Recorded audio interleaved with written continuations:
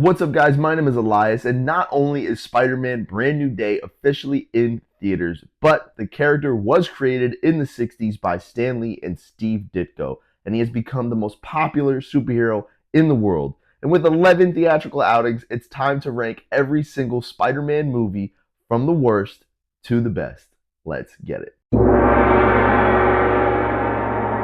In last place is going to be Spider-Man Far From Home. Now, most of you may be shocked to see this entry in dead last, and I honestly feel like depending on the day, Far From Home and the movie above it could switch on a dime. As for today, this glorified slapstick comedy just isn't my cup of tea. Following 2017's breakout Spider-Man Homecoming and more so 2019's Avengers Endgame, Spider-Man Far From Home sought to deal with the post-blip ramifications on the MCU. While I was excited enough to see Tom Holland back in the Spider-Man suit, the sequel we received simply left me dissatisfied. To be clear, I don't hate Far From Home in the slightest. I just think it should have been better. The recipe for an engaging tale was there. Peter reeling from the loss of his mentor Tony Stark?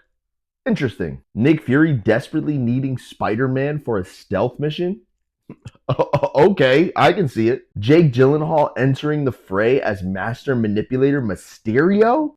Peak. I mean, the writing was on the wall, but what ensued was a safe, comedic romp of relatively small proportions that saw Peter desiring a break from crime fighting so he could have a normal summer overseas. AKA, take the friendly neighborhood Spider-Man out of the neighborhood and make him a fish out of water in a foreign country. Yeah, that's just something I don't need from my Spidey stories. Disappointed!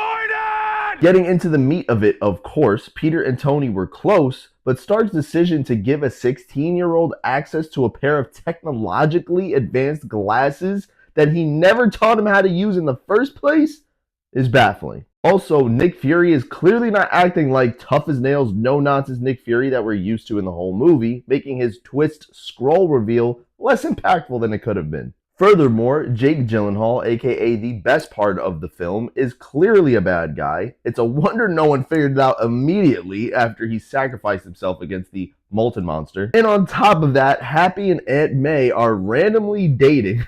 There's a bunch of hijinks involving MJ, the teachers and the classmates. Ned and Betty's newfound relationship are front and center, and Night Monkey becomes a thing. To be honest, I don't know what I was expecting, and I'm admittedly mostly just nitpicking here. But even though Far From Home can be good for a laugh, I was just hoping for something more substantial out of it. I'll admit that I do love the Mysterio illusion scenes, and I dig the new black and red suit that Peter designs in the movie's final act. I even like the mid-credits tease where Mysterio outs Peter's identity to the world, but I personally don't find it to be as rewatchable or as unique as any of the other Spider-Man movies. Therefore, it stays at the bottom. Bringing us into the top 10 is going to be The Amazing Spider-Man. Now, I must admit, when I first saw The Amazing Spider-Man, I was not a big fan of it whatsoever. Between its revamped origin story and Spider-Man's red and blue tracksuit, there was much disdain I held for this flick when I first watched it. And I was one of the overly excited ones when that first trailer dropped. I mean, Spider-Man POV scenes?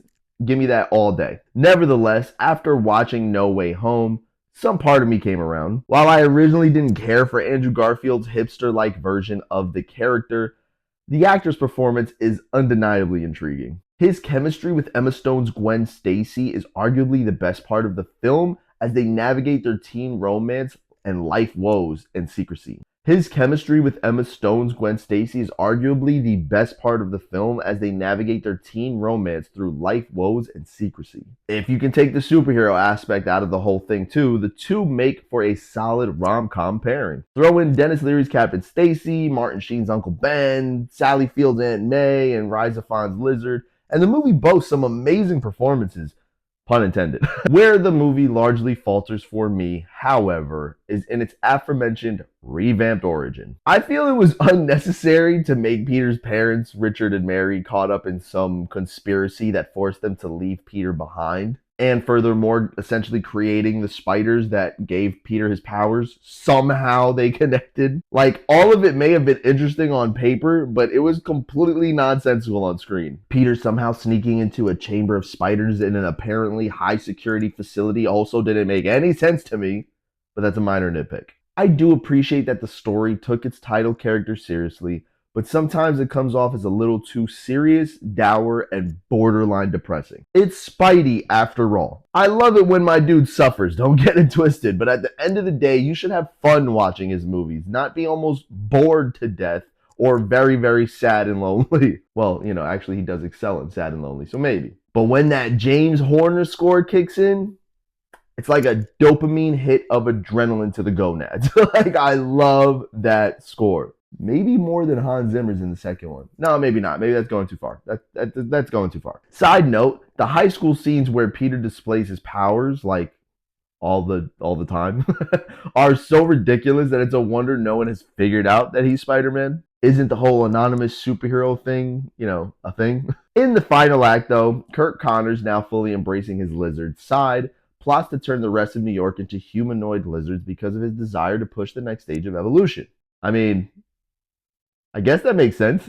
But the last 20 minutes or so are so executed in such a corny way that it almost feels like the writers had no idea how to stick the landing and finish the movie. Can you say random skybeam? The closeout ending is pretty cool as Spidey swings around and shoots a web at the screen, but the odd mid-credits scene teases something that never even came to fruition in the sequel, so it feels very random. In all, I find myself throwing this on probably the least, albeit slightly more than Far From Home, if ever, which is a shame as I was originally excited for the movie upon its initial release. Now, 10 years later, I've realized the one thing that could have boosted this movie up a bit. More Spidey POV scenes. That's literally, you could have did a lot of redemption work with that. But next up is going to be Spider-Man Homecoming. Tom Holland's Spider-Man debuted with a bang in Captain America Civil War, so fans naturally uproared for his solo movie to be released ASAP. Although some may hold it as their favorite or even a top contender, Spider-Man Homecoming, for me, didn't really hit the spot. A relatively straightforward story with neighborhood-sized stakes and teen angst, Peter Parker yearns for adventure, or, as he puts it, the next mission. He and his best friend Ned, who Jacob Batalon somehow manages to make the most likable character in the whole movie, mosey their way into Michael Keaton's Adrian Toomes' business, putting him in the crosshairs of his alter ego, the Vulture, and Bokeem Woodbine's Shocker. Pretty cool concept and story, as always. I have some gripes, but, let's get the good stuff out of the way first. Tom Holland is an absolute joy in the role and easily the most relatable character in the entire MCU, as he should be. Michael Keaton's Vulture is a realistic menace with sensible goals, and that scene while he's driving Peter to the dance is a sweat-inducing, edge-of-your-seat moment that pretty much makes the whole movie for me. Friggin' Batman, am I right? The rest of the main cast, including Marissa Tomei's returning Aunt May, Zendaya's MJ, and Jon Favreau's Happy Hogan all turn out some pretty great performances. The action is done well enough, and the music and score create a fun vibe akin to other high school set flicks. Plus, Peter lifting the debris off him like in the comics? Amazing. Now for the bad stuff. I just don't freak with Iron Man Jr. Who's that, you may ask? Why, none other than Peter Parker. Though I love Robert Downey Jr. and wish he could have played Iron Man until he was 90, even though he's coming back as Doom. I loved Iron Man. Making him Peter's mentor in the capacity displayed here was a mistake. The thing that's made Spider-Man cool since I was a kid reading comic books was that he didn't need anything extra to be dope. His powers and personality were enough. Sure, the Iron Spider suit in Infinity War and Endgame was awesome, as it did take inspiration from the Civil War storyline in the comics. But as this first solo outing for a brand new Spider-Man, the tech was just a bit too much for me. Also, there's literally only 2 or 3 standout scenes in the whole movie, with everything else kind of feeling like the equivalent of filler. And while I do love that Peter learns his lesson by the movie's end and puts the Avengers stuff to the side so he can be more of a friendly neighborhood Spider-Man, It's just me just trying to be positive. No, the movie isn't by any means a bad film. It's just not as awesome as I expected the first Spider-Man MCU film to be, especially one where we finally got high school Spidey full-fledged. Not only is it sorely missing the big city New York vibe from the Raimi and Webb movies, but Homecoming feels like Marvel Studios doing Marvel Studios things again instead of providing us with a true blue Spider-Man film. But coming up next is The Amazing Spider-Man 2. I'm definitely going to turn some heads with this one. The Amazing Spider-Man 2 over Homecoming and Far From Home? Oh my god. I must be crazy, right? Well, jury's out on that one. But even if I am, this really does feel like what the first movie should have been. An established Spider-Man that doesn't retread the origin story. Simple. Regarded as one of the worst superhero films ever made, somehow, I think that's a little drastic, there's actually a lot to love about this borderline so bad it's good cinematic adventure. Andrew Garfield and Emma Stone return in this jumbled bonanza of a sequel about moving on and stepping up. After Jamie Foxx's hopelessly nerdy Max Dillon, an electrical engineer, encounters his idol Spider-Man, things take a turn for the worse as he falls into a vat of electric eels, granting him abilities that turn him into the misguided but very deadly Electro. Aided by Dane DeHaan's Harry Osborn, Electro vows to eliminate his false idol, all the while Harry transforms into the sinister Green Goblin. Oh, and Rhino's somewhere in there as well, but more on that in a bit. Not only does the film open up with arguably the best web-slinging sequence in any Spider-Man film, but it also possesses some of the best comic book movie action around. Spidey's fight with Electro in Times Square is a standout scene that utilizes legendary composer Hans Zimmer's beautifully endearing score to intensify the situation. Sure, Spidey's banter-filled exchange with Paul Giamatti's Rhino is goofy enough, but it seems like a refreshing vibe after such a dark and weary first outing. The conspiracy involving Peter's parents gets all the more convoluted and nonsensical here. It has to do with spider blood and government experiments or something. But those scenes are admittedly few and far between. Peter being haunted by Captain Stacy can also get a little frustrating with its convenient timing, but there's so little of it that its randomness makes me chuckle more than it angers me. The made-up disease that Harry had, which was the catalyst for his goblin transformation, didn't necessarily bother me, as I thought it was a reasonable explanation for not having Norman Osborn show up as the first Green Goblin. Wait, did I just say that? Maybe I need to rewatch this thing again. Look, you can pick this movie apart all day if you want to, especially the fact that it's a tad too long, overcrowded, and overly melodramatic. But when it comes down to it, it genuinely feels like a Spider-Man film, not an Iron Man Jr. film. Perhaps No Way Home helped me to appreciate this movie a bit more with Garfield's surprise inclusion in the MCU epic, but that doesn't mean I didn't like it in the first place. Plus, if you don't cry or feel anything when Gwen Stacy is killed by the Goblin, you're a soulless machine in need of a psych evaluation ASAP. That scene hits me every time. Anyway, though it's undoubtedly a roast-worthy flick, I would definitely put this on over any of the ones below it. Like any day of the week. In the background, at least. Up next, though, is Spider-Man Into the Spider-Verse. I was almost inclined to skip the two Spider-Verse movies simply because I have a difficult time comparing animation and live action. However, Miles Morales' story is so incredibly important to the Spider-Man mythos, so I felt almost obligated to include them. AKA, I'll try my best here. Miles Morales' story is one of legacy. A legacy that spans from his 2010 debut in the Ultimate Comics to next year's Beyond the Spider-Verse film. Without Peter Parker, there is no Miles Morales. And when Spider-Man bites the dust, an unassuming Miles must take up the mantle mentored by a Peter Parker variant. With Kingpin desperately trying to bring back alternate dimensional versions of his wife, Vanessa, and his son via a super collider, Miles is led on a bonkers path of learning what it truly means to have great power. Into the Spider-Verse boasts some serious talent. From Chris Pine to Mahershala Ali to Haley Steinfeld to Nicolas friggin' Cage.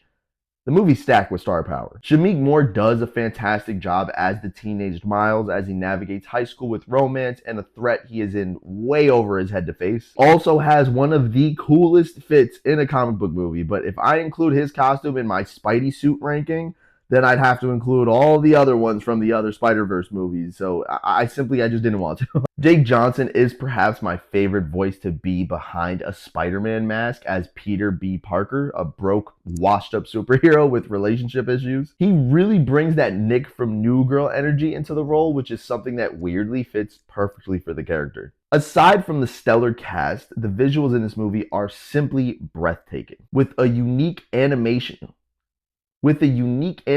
style that seems other movies have been trying to copy since.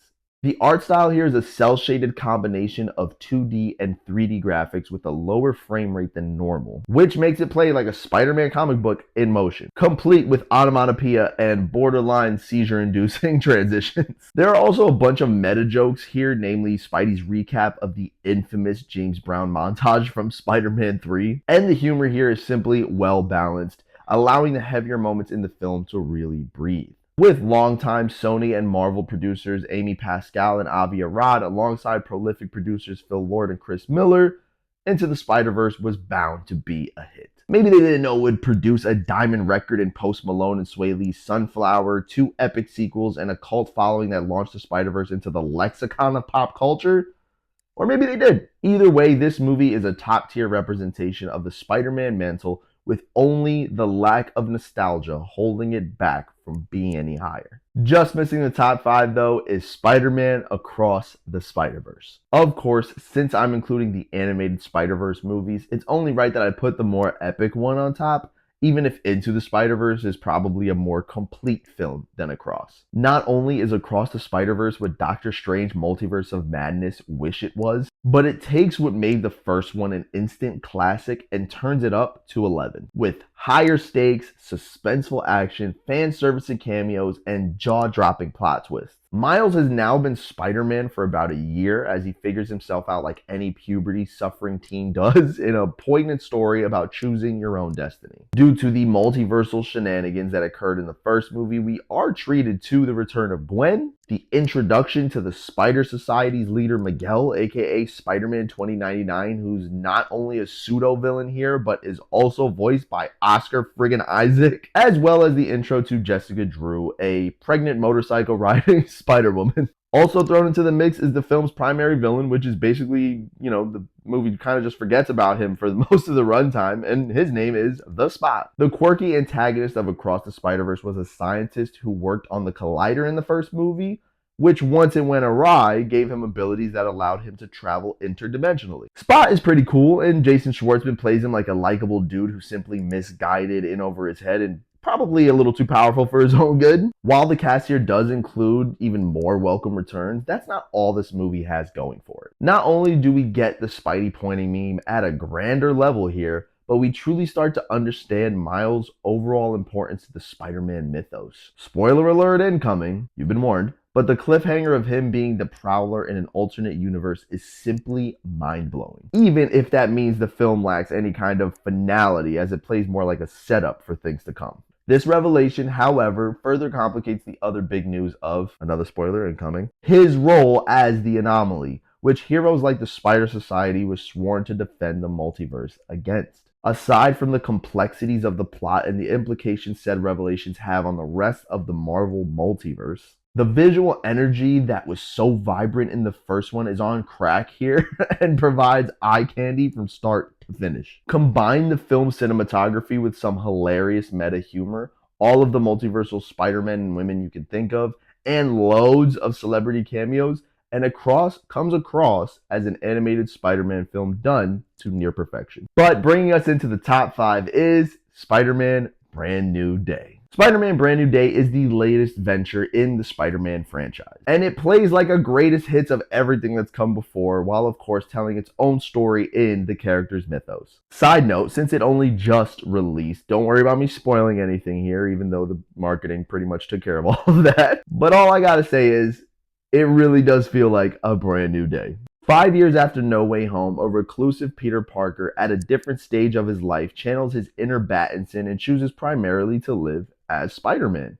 And he's basically in costume for the entire movie, which is awesome. Spider-Man is officially a man of the people here. Cops love him, vigilantes can't help but like him, not so jolly green giants feel for him. And this time around, Tom Holland truly feels like your friendly neighborhood Spider-Man, with tolerably lingering hints of Iron Man Jr. I'll forgive it. He is super smart after all. I love it when Spidey learns a valuable lesson in his movies, and he definitely goes through some existential crises here to truly embody being everyone's favorite wall crawler. He's also way quippier this time around, way more intelligent, and because the film's largely inspired by the Insomniac Spider-Man games, he moves and fight like an absolute force of nature. Jackie Chan's stunt team assisted director Daniel Destin Cretton on the film to create some of the most brutal and exhilarating action set pieces we've ever gotten from the franchise. Even the swinging scenes are more dynamic this time around, complete with POV shots that make you feel like you're truly swinging and ascending fear-inducing heights with Spider-Man. And the imagery in general is just absolutely stunning, with the lighting and color grading providing a visually beautiful film. New York feels very lived in and very tangible. Like, it feels like a character in itself again. To the point where I smiled during the credits for showcasing a day in the life of average New Yorkers. Who knew? It just made me miss home that much more. However, aside from the stellar soundtrack, sound design, and left field needle drops, and while I love how well balanced the humor is with the drama, it still doesn't quite feel like a true blue Spider-Man movie. Like, we're honestly right there, but what holds it back significantly is the villain. Now, while I won't spoil who that is, what they do, why they do it, the reveal almost diminishes the experience and takes away from an otherwise through and through Spidey flick. I guess them's the breaks, though, when you're working within the confines of a shared universe. Regardless, on top of the movie delivering an emotionally satisfying experience, I'm just happy to see Spider-Man again. Just missing the top 3 is going to be Spider-Man 3. It bears mentioning that Sam Raimi's Spider-Man trilogy is one of my all-time favorite movie trilogies. Therefore, they were always going to be higher than any other Spider-Man movie because of, nostalgia. That being said, as a fan of so bad it's good movies, Spider-Man 3 certainly places higher on my list than most, to the point where y'all are probably going to crucify me for putting it above any of the ones that I've officially put it above. I guess you should just get those pitchforks ready, though, because otherwise you argue with a wall. The infamous threequel sees Tobey Maguire's Peter Parker finally happy as he's top of his class, can finally afford his rent, and is in a relationship with the love of his life. It truly brings a smile to my face after seeing Peter struggle for so long, but to his dismay, things do take a turn when an alien symbiote shackles itself to him. This new D-bag version of Peter allows for some wacky shenanigans to ensue, and that, James Brown Drive That Funky Soul scene lives in my mind rent-free. Throughout the course of the film, Peter finds out that Thomas Hayden Church's Sandman, aka the second best thing about the movie, the first being black-suited Spider-Man, of course, was actually responsible for Uncle Ben's death. The left field twist allowed Peter's darkness to really come to the surface, though I'm aware a majority of viewers probably despised it. But here's the thing. If a nerd like Peter Parker went evil, this is probably exactly how he would act. He wouldn't actually be cool. Additionally, James Franco's Harry Osborn is hopped up on the Goblin Serum, which provides 2 of the coolest fights, resulting in Harry getting clotheslined by Peter's webbing and having a pumpkin bomb blow up in his face. Probably shouldn't have instigated either situation. Lastly, Topher Grace's Eddie Brock eventually bonds with the symbiote after Peter attempts to expel it in a fairly comic-accurate church scene. Though Grace himself has admitted to being horribly miscast here, if you don't think seeing a reformed Harry and a beaten-up Peter tag team a giant Sandman and a small-headed screeching Venom to save a distressed MJ is cool as heck, then maybe you're the problem, not me. Sorry, I didn't mean that. Defending this movie for so many years has officially turned me into a monster, I suppose. Now all I need is a symbiote. While this cornfest may seem like an overstuffed mess, it somehow plays as one of the most ambitious and Raimi-esque films out of the director's entire catalog. And he's the guy that made Darkman and Doctor Strange in the Multiverse of Madness. Sure, the movie has its faults, but between the thrilling action, the well-done special effects, Bryce Dallas Howard's stunning Gwen Stacy, the earnest story, and just the finality of it all, I believe 1000% that Spider-Man 3 was a near-perfect and satisfying end to a 5-year-long trilogy. Plus, that score? It was almost way too difficult to rank my top 3, but officially bringing us there is going to be Spider-Man 2. Sam Raimi's Spider-Man trilogy holds with it a nostalgia factor that beats out even the best of movies, for me at least. Spider-Man 2 is no exception, and some of you may even hold it as your favorite Spidey flick ever, and honestly, I can't blame you. Dealing with the aftermath of the events that occurred in 2002's Spider-Man, Tobey Maguire's Peter Parker struggles balancing his normal life with being a superhero. He's still hopelessly in love with Kirsten Dunst's MJ, who's now with astronaut John Jameson, aka the son of J. Jonah Jameson, and begets an unhealthy amount of hatred from his best friend, Harry, who blames him, or Spider-Man rather, for killing his father, Norman Osborn. While his personal problems begin to spiral, causing him to lose his abilities, Alfred Molina's ever charismatic Otto Octavius, aka Dr. Octopus, vows to recreate a fusion experiment responsible for bonding mechanical limbs to himself in the first place. The 2004 box office hit was not only a successful sequel to the original, but it somewhat revolutionized superhero movies as we knew them, feeling like a story ripped straight from the pages of a comic book while remaining curiously realistic and believable. Add in some of the best cinematic action, comedic beats, and heartfelt moments like Aunt May's inspiring speech to Peter, Doc Ock's noble sacrifice, or the raindrops keep falling on my head montage, and this movie becomes a blast from start to finish. The highly praised train sequence is likewise exhilarating and a top 10 contender for the best superhero movie scenes of all time. Most of the CGI still holds up to this day. It's such a complex journey between the movie's central protagonist and antagonist that only can be rivaled by cherished comic book movie sequels like The Dark Knight or Captain America: The Winter Soldier. There aren't any significant cons that come to mind when I watch or even think about Spider-Man 2. And as a matter of fact, I only really have good memories with it, watching it in the theater with cousins I just don't get to see very often nowadays. However, if I absolutely had to provide a reason why it's not higher on my list, I would say it's simply because the ones above it just left an even bigger impact on me than this 2004 classic. Our runner-up for the top spot, though, is Spider-Man: No Way Home.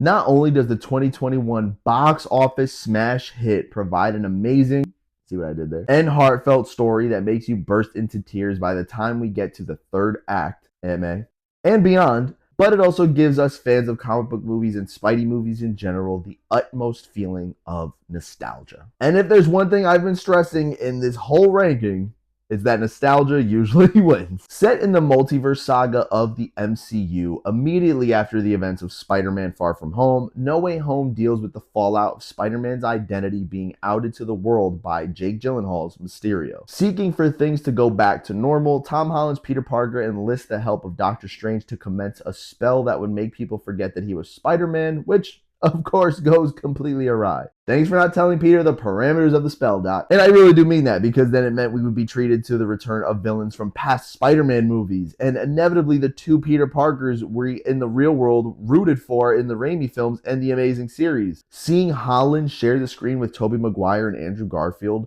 doing the famous three Spideys pointing fingers at each other meme and swinging alongside one another while battling the MCU's version of the Sinister Six, it gives me chills every time. Even now, I have goosebumps talking about it. The comic book imagery, a large number of callbacks to the past, some of the most well-placed comedy and emotionally driven action in the MCU, that fight in the condo is bonkers, and a beautiful ending really do tie up Holland's three-part origin story, as it all factors into cementing No Way Home, in my opinion, as the second best Spider-Man film ever made. Tom Hardy's cameo appearance as Eddie Brock / Venom in the film's mid-credits scene teases of things that never came to fruition, like a Holland, Spidey, and Hardy Venom fight, but at least the ending provided us with a first look at Peter being on his own. Finally, without any friends or Avengers in universe, the way that Stan Lee intended. Broke, sad, depressed, and lonely. Now, with Brand New Day, we finally get to see the aftermath of Peter's decisions in No Way Home, as well as what it truly means to have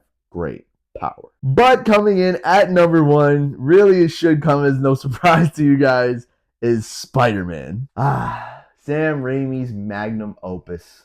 The film that took comic book movies to a whole different level. Was number one really going to be anything else? 2002 Spider-Man was a box office phenomenon and a cinematic achievement in its own right, as it finally showed the kind of weight superheroes can hold amongst the vast sea of pop culture staples. And if anything, it cemented Spider-Man as quite possibly the greatest superhero of all time. From beginning to end, Spider-Man boasts one of the greatest origin stories in the history of the medium, including outstanding performances and revolutionary action that combine practicality with special effects. It's the early 2000s in Queens. Tobey Maguire's comic-accurate Peter Parker sullies through the woes of teenage life with his best friend, James Franco's Harry Osborn, while living next to the love of his life, Kirsten Dunst's MJ, with his Aunt May and Uncle Ben, played by Rosemary Harris and Cliff Robertson, respectively. As if this world-class talent wasn't enough, Willem Dafoe plays the film's central antagonist, Norman Osborn, whose ambition and impatience eventually cost him his life after his turning into the sadistic Green Goblin, thereby becoming a pain in Spidey's butt for nearly 2 hours. Don't even get me started on J.K. Simmons' perfectly casted J. Jonah Jameson. Dude can carry a whole movie as a character all on his own, and I would pay to watch it. The film is fairly straightforward and appeals to audiences of all ages, providing a product for fans and non-fans alike. Introducing a hero every New Yorker could root for, especially after the tragedy that was 9/11, Spider-Man brings with it a touch of reality that a rather alarming amount of comic book films have tried but kind of failed to convey, while also remaining a comic booky adventure at its core. It somehow is able to be a complex feature of ideals and morality while simultaneously including moments like Spidey beating thugs up and saying cheese to a camera. This movie establishes its identity out the gate as it takes you on a roller coaster of emotions, from making you cry when Uncle Ben dies to making you laugh when Green Goblin sings his own sinister version of Itsy Bitsy Spider. It looks like a Sam Raimi film. It feels like a classic Marvel film. It plays like an introspective character piece, but most important of all, it's a good time. Once you get to that final act where Peter fully embraces his gift/curse, we get to witness one of the dopest web-swinging scenes of all time, set to Danny Elfman's hypnotizing score no less, as Spidey ultimately lands on an American flag to then swing into the camera. It's a chill-inducing scene that makes you wish the movie wasn't done yet, but lucky for us, there's 2 more to enjoy afterward. Thank you, Sam Raimi, by the way, for making my childhood webtastic. Don't kill me. But there you have it, guys. My official ranking of every Spider-Man movie. Let me know in the comments what some of your favorite Spider-Man movies are, or give me your official ranking of all 11. And check out my other Spider-Man rankings on my channel. But until next time, take care and God bless.